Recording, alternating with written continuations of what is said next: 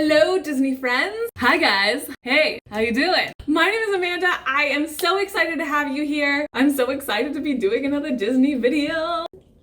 So today, I'm gonna tell you the top 5 things you need to know before doing a Disney college program. Let's do it! I chose 5 things because I felt like it would be nice and easy to watch, but I have more advice. So if at any time during this video, you're like, I need more, I want more, just give this video a like, comment down below, and I will totally make a part 2. Got you. That was a high five. Did you get that? Okay, so I did the Disney College program in the fall of 2015, and I absolutely loved it. It was one of my favorite experiences of my entire life, but it was not all rainbows and butterflies. So these things I'm about to tell you, I really wish I would have known before I got there. I think that I just would have been like a little bit more prepared for what the DCP had to offer. Let's get into it. Number 1, if you just watch one thing in this video, watch this. This is the most important thing I think I'm gonna say this whole time. I saw people term just for this reason. It literally is everything. And that is, you're going to the Disney College program to do a full-time job. That means you're working at least 40 hours a week. Disney is required to give you the minimum amount of hours necessary to be a full-time employee. A lot of people, especially around holidays or different school breaks,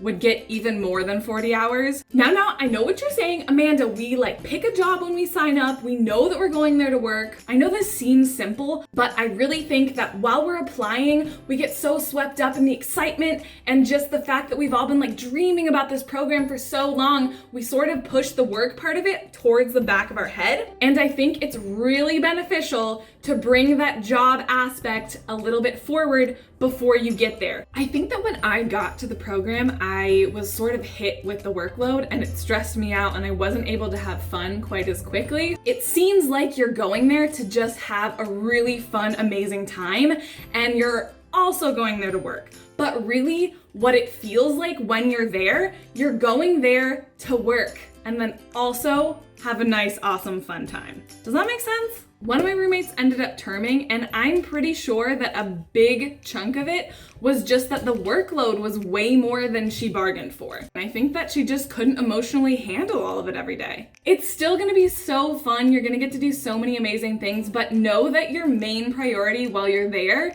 is going to be your full-time job. So you're really spending most of your time at work, and then you kind of need to push yourself to have fun.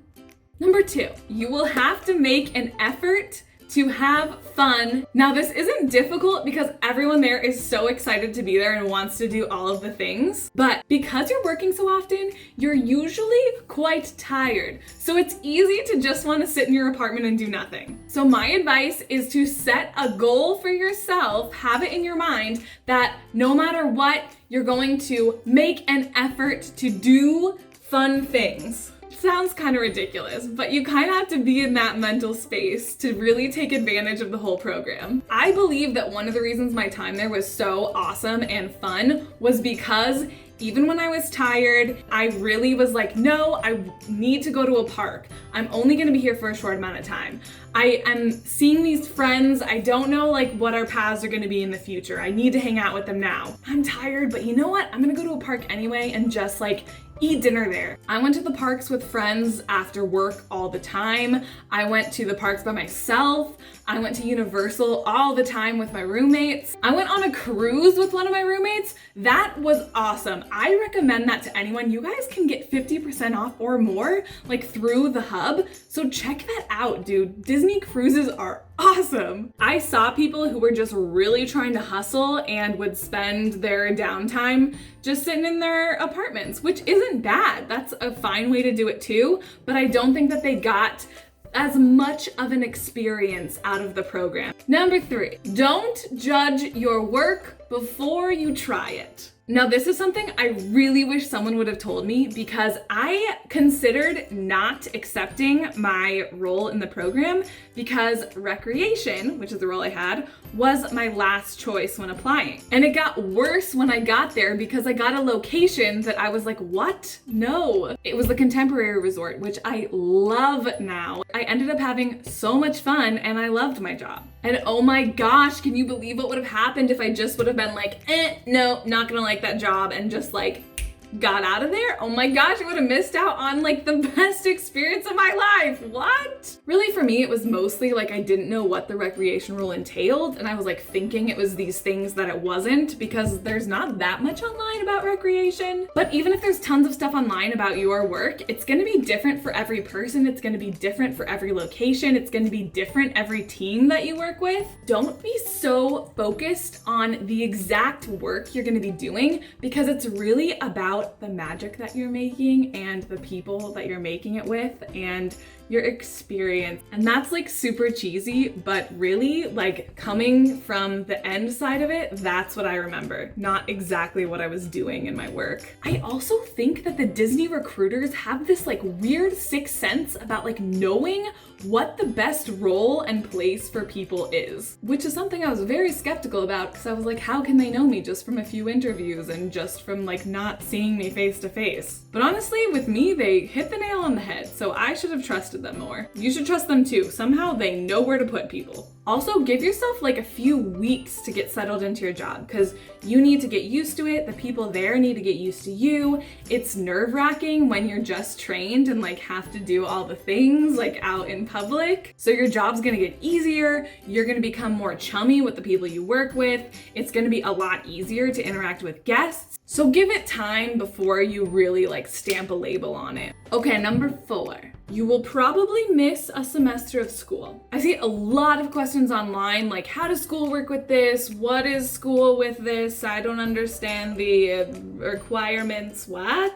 I could literally make an entire video about classes, how they work, college classes, getting credit for the classes, my experience trying to get credit for the program, and my advisor. I didn't end up getting credit. So to apply to the Disney College program, you do have to be enrolled in college. But while you are on the program, you're not necessarily taking college classes. I like to equate it a little bit to like studying abroad. So you're going somewhere else. You can take classes given by Disney, but it's up to your own college if you get credit for the program and for the Disney classes. It is possible to take online classes with your university if they offer that. I wouldn't recommend it because of the huge workload. You're working that full-time job. So doing college classes on top of that just seems like a lot to me, and it also would take away from that little time that you have to go out and experience and have Disney fun. In the end, it's really up to you. You also know what you can handle. If working a 40-hour work week and then taking a couple classes seems like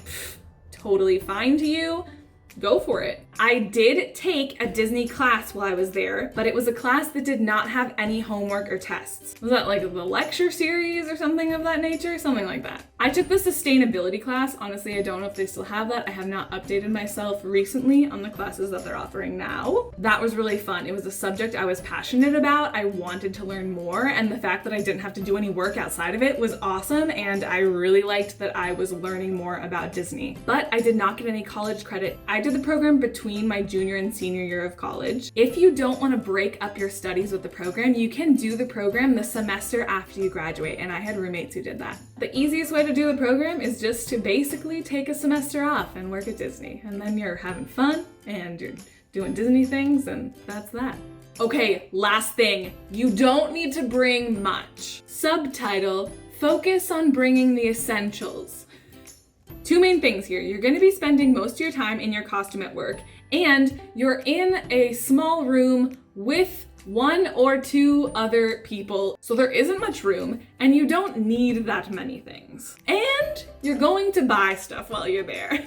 Essential clothing is going to be a couple business attire outfits for traditions and such, clothing for Florida being super hot, but also a couple jackets for when it gets cold.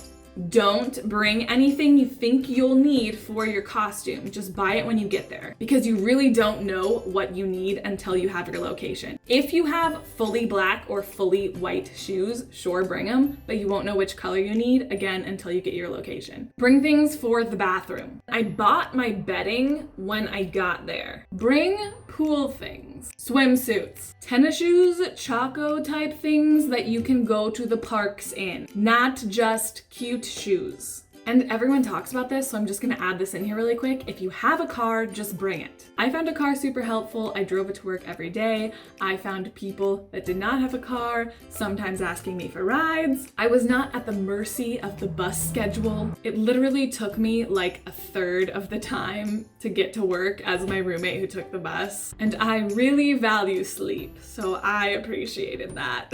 When I would go to parks, I would drive my own car and park in employee parking, which you're not really supposed to do if you don't work there, but I would chance it. Never got in trouble. I'm from California, so I actually shipped my car to Florida, and it was an expense, but I think it was worth it. One of my roommates is from Colorado, and she drove her car there. She said it was a really fun road trip, so that could be cool too. Okay, that's all I have for you today. If you have any questions, please drop them in the comments. I would love to answer. If you want a part 2 of this video, drop it in the comments. If you want me to make a specific video about any of those topics, drop it in the comments. I am all for it. I want to help you. I want you to have fun. I want you to have the best experience you possibly can. I hope you have a super awesome magical day, and I can't wait to see you in the next video. See you next week. Bye. Bye. Okay, bye.